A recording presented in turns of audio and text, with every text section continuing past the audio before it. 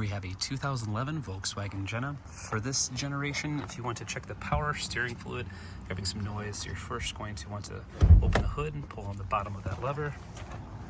Walk around to the front of the car. Just under this front lip, there's another small orange lever. You're going to want to just push up. You can see that here at the top. Then you can take the hood prop right there and kind of place it in that little spot in the almost in the center, just a little off to the side. And then you've got the whole engine. You've got antifreeze, washer fluid, dipstick, oil filler cap, and this is the power steering.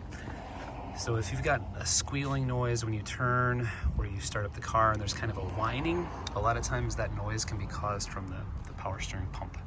And that noise can be caused by a low power steering fluid. So this is a really unusual kind of filler cap situation, but to check it, you're going to just want to unscrew. You can see you can use like a screwdriver sideways if it's too hard, but usually they're pretty easy. You're just gonna wanna turn it to the left, take it out, be careful not to drip too much. And you can see there is a minimum and maximum level right there. So just make sure that that fluid is in between those two lines, minimum and maximum. If it's low, be careful.